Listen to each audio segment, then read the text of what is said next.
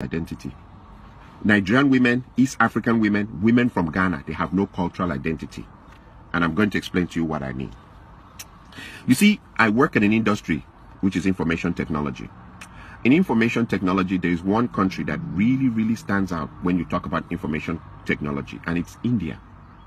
Indians, for some weird reason, I don't know how they got into that thing in the historical, the cultural context.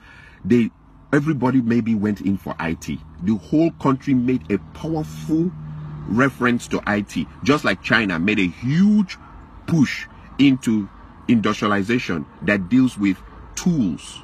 The idea of having the tools to make a car or make a shoe, heavy industrialization that they can use to serve the world. India went into this heavy thing about information technology. In my 12 years of working in information technology, everywhere I go, it's loaded with Indians. If the information technology, for example, if a place has maybe 20,000 workers, I'm talking about a huge place, in which maybe 10,000 of their workers are engineers, software engineers, computer engineers, so on and so forth. I can assure you that of the 10,000, 9,500 will be Indians. So what has been my exposure there? Indian women. They're the one, they're 4 feet, some of them little 4 feet, things, small things that are making dream money. They came direct from their village into the system and they're making 180,000, 190,000, 200,000 dream money. But there's a strange thing I notice about them. As they come to work, they're wearing their native wear, that thing that they tie and hang on their neck with that dot here. Another strange thing I've noticed about them is you will never ever, for all my years, I stayed in the United States, I was born here. In all my years of staying here, you'll never hear the Indian women dragging their men to the American court system for divorce. It is our women that use the American court system to destroy our men. They bring the court in to help them destroy the men. You will never hear Indian women doing that thing. You will never hear women from China taking Chinese men into the American court system to destroy them with divorce. You will never hear women from Korea dragging their men in huge numbers into the American court system to destroy them. But when it comes to African women, East Africa, Nigeria, Ghana, when it comes to African women, they just drag their men into the court system. One of the things that I've noticed in this system or in this problem is poverty. Bring these Indian women, they're making 150,000, 180,000. They don't drag their men into court. Plus, sometimes, like in most places, all the places I've ever worked in information technology, they'll have one car. Not that I'm supporting that behavior, but there's something strange on why I see them. They have one car. They wait for their husbands. Even if their husbands are working 2 hours overtime over their time, they'll wait. Some of them pregnant, waiting for their husbands. When it's finished, they go into the same car with their husband and drive home. I watch Indian women and women from so many other places. They're not crazy about the Louis Vuitton, Gucci, all the designers wears. They are not even interested. Indian women, I meet them. They've been here 15 years, 20 years. They still keep their accent. They still speak as if they're living in India.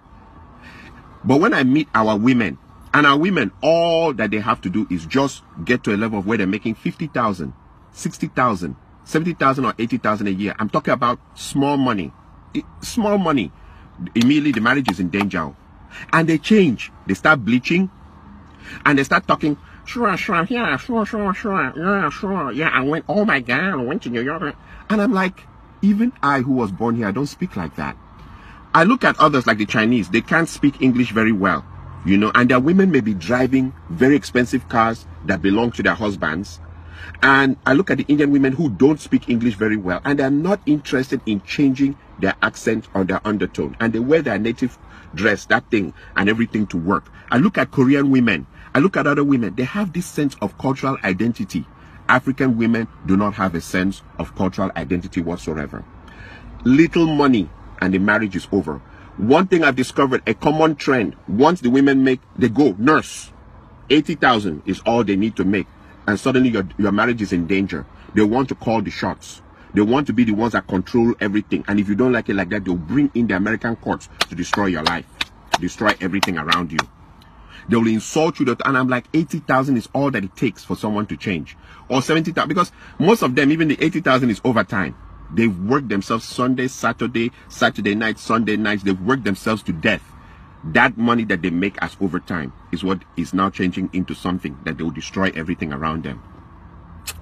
You know, the part that I see also is that a lot of, and I remember whenever I make my videos, I refer to bitch ass men. It has come to a point where we really can't define marriages in the African context anymore in the United States, because the man is changing diapers, he's washing the plates, he's sweeping the floor, he's cooking. Most men now have to cook to keep their marriages intact. He's picking the kids and dropping them. Like in what, like I've seen the experiences. I don't need to go far. I don't want to go to, you know, but the woman is shouting at them, where's the child's belt? Where's the child's socks? Where's the child's everything? And the women go around telling everybody, we are partners. There's nothing like head of the household. We are partners. Okay. So the men are doing everything in the women's role and also doing everything in their role, and they also keep their jobs. And that is supposed to be the perfect. If you don't do like that, they'll call American court on you. This partner thing, I've seen people try it, and it leads to disaster. Like he says, okay, so since I'm the one doing the laundry and washing the plates and cooking the food, can you help me change that bulb? No, that's a man's job. Okay, can you help me change the engine oil in the car? No, that's a man's job. Okay, can you help me paint the other? No, it's a man's job. The women are quick to tell you what's a man's job, but you must do your job and do their job now, and do their job and keep your job also in the society, and come back and still, even there's no respect, you are supposed to be submissive, or the marriage ends on your head. And when you look into it, she started making $80,000, and I compare that with the Indian women who make $150,000, $160,000.